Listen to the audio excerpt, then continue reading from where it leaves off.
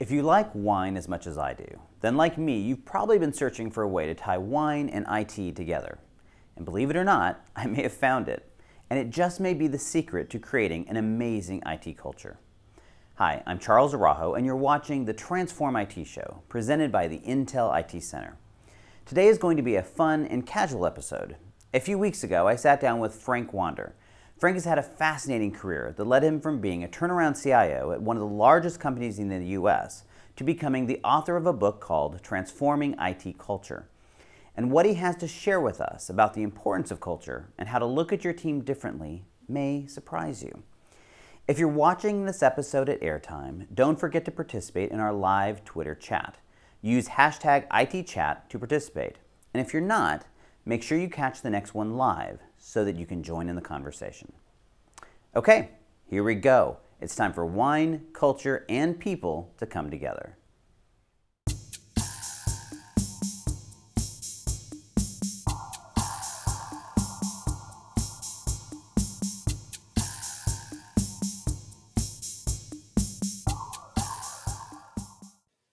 I'm here with Frank Wander, the former CIO at Guardian Life and a number of other places, and author of the book Transforming IT Culture. Frank, welcome to the Transform IT show. Listen, absolutely thrilled to be here. Thank you, Charles. Great. And I love our setting, which we're going to talk about in just a minute. But I want to dive right in and talk about one of my favorite subjects, culture. And of course, you wrote the book on culture. And I think it's interesting, you and I met because our respective books came out at a similar time, and we ended up writing cover quotes for each other's books. And so just tell me about how did you kind of go down this road about focusing on culture? I realized from all the turnaround transformations I did that culture really represented how we work together. You know, companies are very good at understanding their processes, which is how work gets done, and governance, which is how decisions get made, but they really hadn't defined how they work together. So I became fascinated by it because ultimately IT is all about a lot of people working together to do great things. And so you coined this phrase, and I don't remember exactly, it human capital or human infrastructure, right? Human infrastructure. And so talk to us about what that means. Well, I came to the conclusion that when people work together, right, there are all these human factors involved in how they actually interact with one another. Human factors of innovation, leadership, collaboration.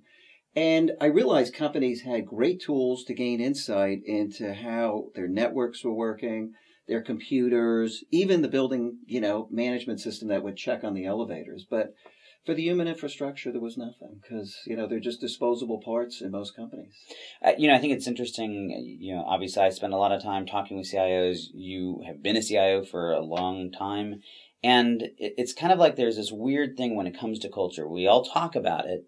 And yet when you get in and start talking to, in my opinion, really executives, a lot of times they kind of roll their eyes a little bit like, yeah, of course culture is really important, but they aren't really doing anything about it. I mean, you took it to a very definitive level, right? How did that play out or how did that happen? I became fascinated by culture.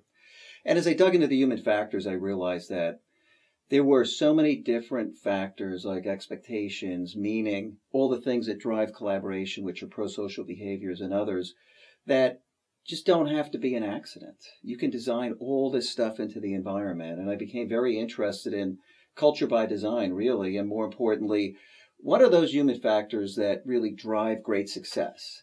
And I put those into the book with the intent of the book being an operator's manual of sorts, the missing operator's manual for the human infrastructure, basically. But I mean, I think what's important about this, because there's people like me that, I don't want to say that I write theoretically, but I kind of at this 50-foot, 1,000-foot level. But I mean, you live this. I mean, Yep. This was a direct result of how you found success by driving culture or designing that culture with intent, right? So, I mean, give some examples of how this actually played out in your career, how you saw that come to be. But interesting, a lot of life is serendipity. Where we end up is usually not a product of some incredible design of a journey that I had in my head early on. I fell into IT. I was a bio major. I was actually good at it, so I got to turn around things. As you turn around things in a business like IT where there's so many problems, you get a lot of opportunities to do turnarounds. As you do turnarounds, pretty soon you're doing them across companies, and then I spotted a pattern. And the pattern was things were failing because no one understood how to get the best out of the people and build a high-performing environment. And I realized that, social cohesion, which is relationships and how we fit together, which ultimately drives collaboration, was a completely misunderstood thing, unappreciated. And I started working on a book. And I said people should know about this, appreciate it, and understand it. So we're obviously in this unique setting, and you and I both have this deep love of wine. And so beyond the fact that we should just be drinking one of these bottles, there is a reason we're here. And so explain to us the relationship you see between culture and wine. Well, culture really represents what people do that's great. And we remember great ancient cultures for their art, to be honest with you. And to me, wine is art. And most importantly, it's art you could share with others, like all great art. And every wine and every bottle has a story, and there's an artisan behind it. And in IT, we're craftsmen, and we have to work together to create our own art. Because at the end of the day, when you look at it, programmers are craftsmen, and engineers in IT are craftsmen, and we're crafting these great works. They're craftsmen of the modern era. And I love wine because it's meant to be shared, and it's done by craftsmen, and it's fun. And there's a unique flavor. I mean, not just the taste, but I mean literally how it's come. I mean, like I said, I love wine, and so I'm always fascinated how two different winemakers can take the exact same raw material, this grape juice, and it's how they combine it and mix it to bring it together that makes their bottle unique for good or bad. And I mean, it's similar, right? Oh, it is so incredibly similar to companies that have great outcomes. Because when you look at wine, it's not just the winemaker, which is really the artist that we talk about in IT, but for wine, it's the soil as well. They call it terroir.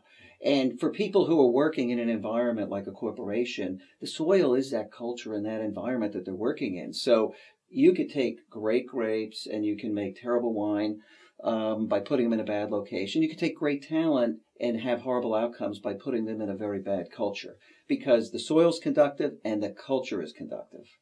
Yeah, it's interesting, I think, because as we look at that, it stands in such stark contrast, in my opinion, to the way so many people look at, I mean, rather than just IT, business organizations, right? We tend to want to treat it like it's a machine. And here you're talking about how it's this finely crafted art of bringing it together. I mean, that's pretty different than what I think a lot of people think right now. Yeah, I do believe that the future is going to be human understanding brought into the workplace. People will become experts at managing this human or talent infrastructure as well as they can manage a network. And in fact, that's how greatness will be produced. And it won't be by chance. It'll be because people understood how to create a high-performing culture or organization where both the people and the companies flourish. And that is the future. And when you look at the companies flourishing today, they're getting the talent culture piece right. No question in my mind.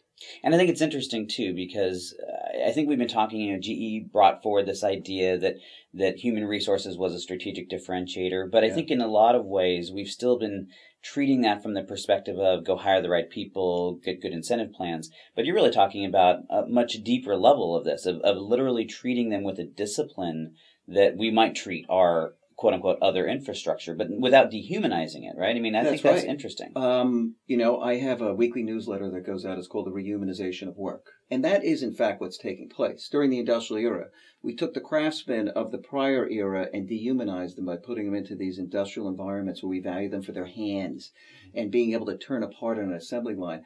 Frankly, the rehumanization of work is all about bringing back this human understanding and caring about other people like existed in craft shops in the 1700s, even in the early colonial days here, or craft shops in Europe. And that is without a doubt where we're heading, because that's where the winning companies are coming from. It's just a matter of time. I mean, that's a funny thing. I mean, I think just as a human, I find that's just the right thing to do. But we are, I think, in this fascinating time because it's also now, as you said, it's the companies that are winning are the ones that are figuring out how to do that right. Absolutely.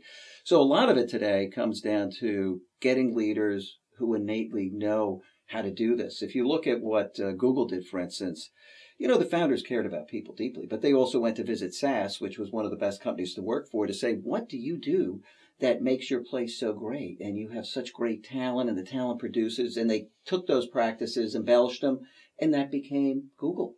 So they got it from the beginning. And if you have leaders that care about it and get it, you can do it. If you have leaders who don't care about it, then in fact it's a blind spot and they suffer the consequences. Which unfortunately I think tends to be more the norm than not. And what I struggle with is on so many levels, this seems so obvious. This seems very natural. I mean, nothing that you say, or I think that anybody who's listening or watching this sits there and goes, oh, that doesn't make any sense. I mean, it makes sense. Everyone Yes. can listen to that and say it makes sense. And yet, it doesn't happen, right? I mean, so why Correct. do you think that there's such an occurrence within IT organizations in particular, although I know you're starting to work more broadly across business, so I know this isn't unique to IT, but Yes. why is it that managers and leaders have such a hard time with this?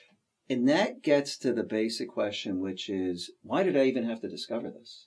Why was this serendipity that, in fact, I realized kind of human understanding and all the things that make people great, the human factors, were a blind spot? The fact of the matter is the Industrial Revolution didn't just dehumanize people, it made that knowledge completely unimportant.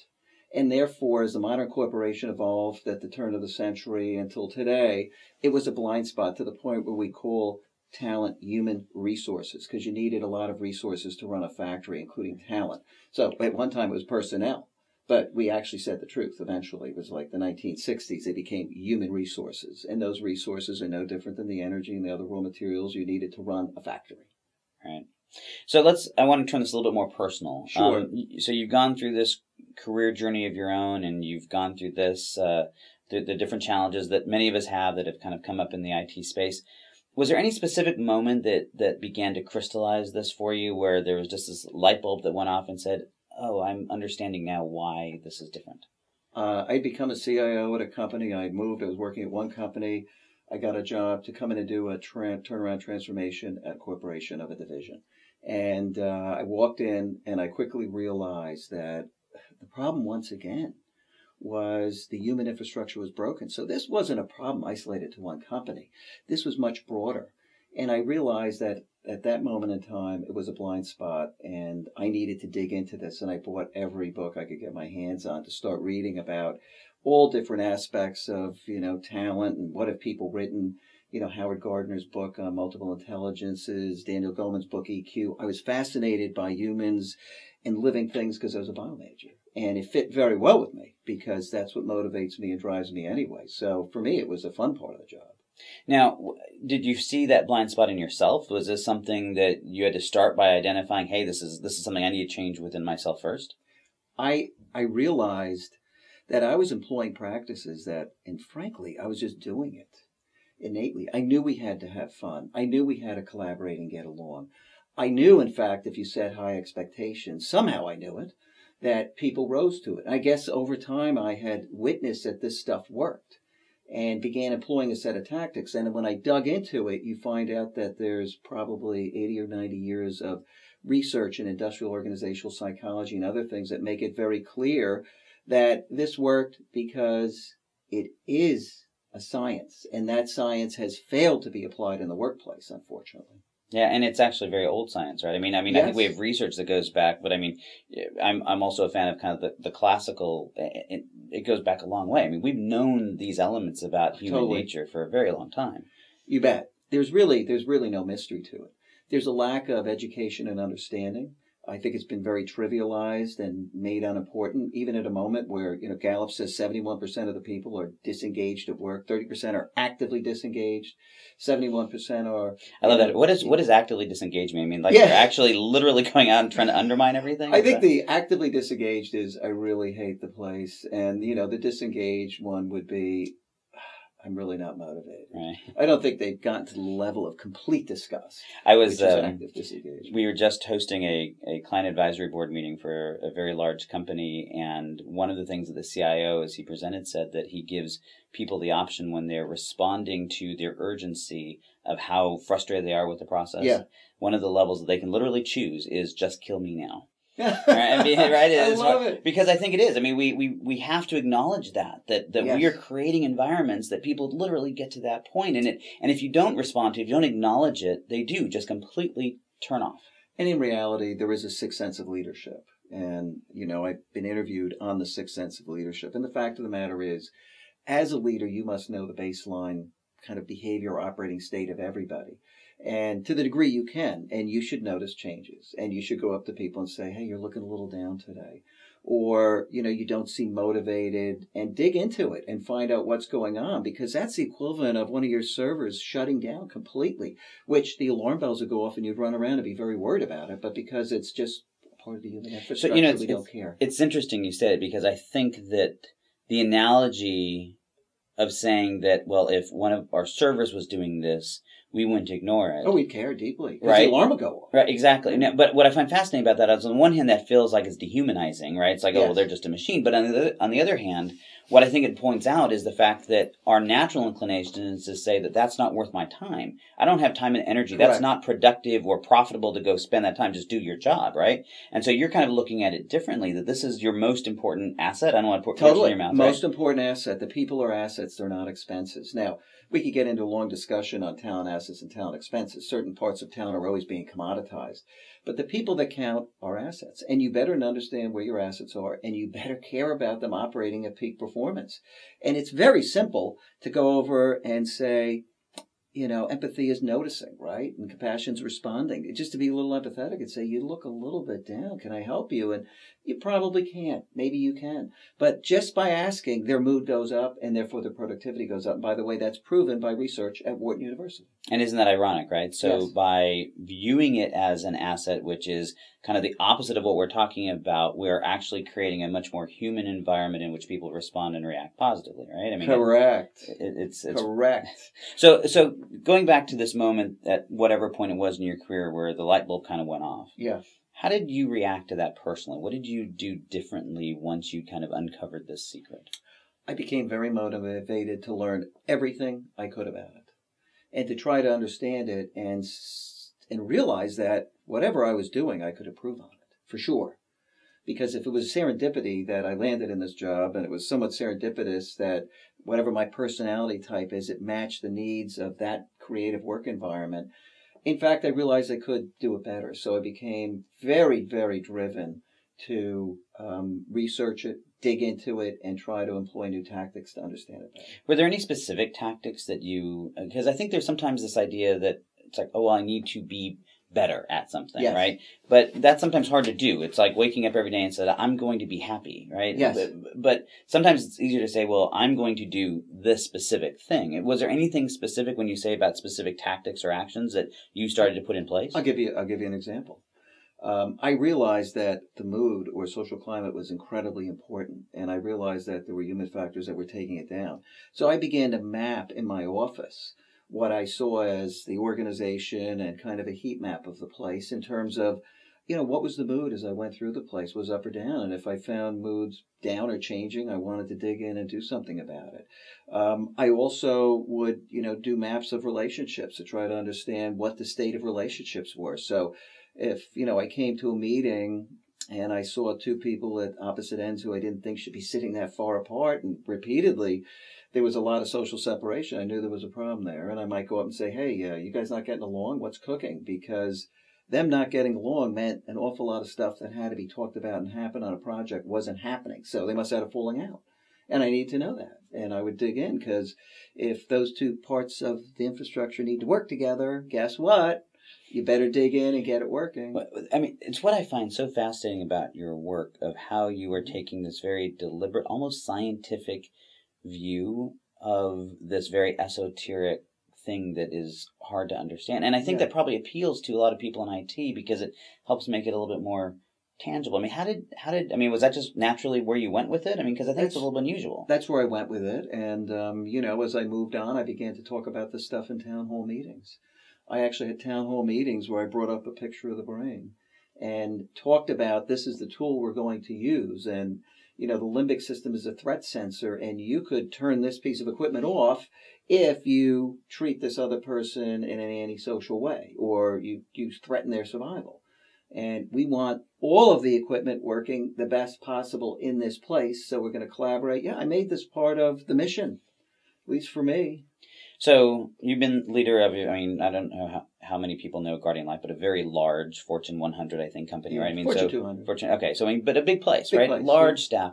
When you started going down this road and started engaging in these kinds of activities, how did people react? Did they think you were crazy? I mean, how did they respond? Well, there are life lessons you learn along the way about this stuff. I know when I got to Guardian at my first town hall, I started talking about it and created a little bit of a stir in the background because people expect you to get up and talk about, we're going to work on the processes and everything. And by the way, I always said that was very important. We're going to do that too. So there was a whole strategy, but I realized it was better not to lead with that out of the box, to stick with the traditional stuff, but do all of it. And then as the place is turning around, people go, it's running great, to bring that forward as a piece of the equation. So the world, is getting much closer to the point where you would lead with that. That was certainly leading edge at the time. But we're getting there. And the important thing is we will get there, and this is where the difference is going to be made. And I think on a personal level, so when you engage with people, I'm a huge believer of relationships. I mean, Yes. We've got one of our programs, and it starts with the first activity is just to learn how to listen, right? Yes. So when you engage at that level, because I think, my experience, a lot of times at these large Fortune 500 companies that are driven by, quarterly reports and all of that, that can be a very foreign thing. I mean, how did people react when suddenly they have their top executive who is bringing this kind of an approach to things? Well, I'll be honest with you. I did all the traditional stuff. I mean, I had a strategy. We had strategies over all the dimensions we had to run. We built all the processes. I put governance models in place, very focused on security and risk management. I think we did those in a model way. Honestly, they're very important. Excellent financial management. So this was one dimension. Right? There are many, many dimensions. You've got to get all your processes down, which is how things work. You've got to get the organizational design done, which is a power structure, make sure people understand it. You've got to build your talent infrastructure out, do all the traditional things. You've got to get your culture right, which is how we work together. So to me, it was just a missing dimension. So that's an important lesson here. This isn't Yes. about creating this touchy-feely environment Not in which at everyone all. kumbaya. It's one piece of this that you have to have all Yes. the pieces and parts. And what we've learned about the other parts of the infrastructure and process and all the things that we've, learned over time about leaning your process infrastructure and whatnot, these are critically important. And they all really, really, really matter. Believe me. And I didn't discount any of them. I wanted to focus on all the processes necessary, including culture, and how you go about building that and creating a collaborative environment. So let's bring this home a little bit as we wrap this up. Imagine that I'm someone that you are mentoring, and I want to come and learn from all of your great lessons of Yes. your career and your journey. What is the one thing that you would tell me that I need to go do tomorrow that will help me start embracing this idea of shaping culture and all of these things that you're talking about? I would start by saying that if you look at this tsunami of transformation that is hitting IT, where everything related to run the business is effectively moving to the cloud as a service. So all your infrastructure, all your traditional core, systems for HR and other things, your corporate systems, those are going to be in the cloud as a service. You're going to be left with those systems that absolutely create competitive advantage for the company and the talent, and figuring out your talent assets, becoming an expert at building these high-performing environments where you can innovate and create and outcompete everybody. That is what's going to differentiate leaders of this century. I absolutely believe that. And so what's the first thing that I should do tomorrow to get myself down that road? I'd get a reading list together. I would get my book. I would get Daniel Goleman's book, EQ. I would get Howard Gardner's book on multiple intelligences. I would get Paul Ekman's book, Emotion Revealed, which is all about the nonverbal cues that people use. There's just a ton of stuff to read. I would read it. I'd become fascinated by it. And I would start to try to employ techniques and become an expert at this as much as you could be one today. I think it's an interesting answer from the standpoint of, I think a lot of people might look at this and say, well, is reading doing something? So, I mean, how is there either a technique or, I mean, is just reading this, do you think that just to expand their perspective enough? That It's going to expand their perspective, but you're going to have to employ it. And, of course, I'd be mentoring them and I'd be showing them techniques to use to do it.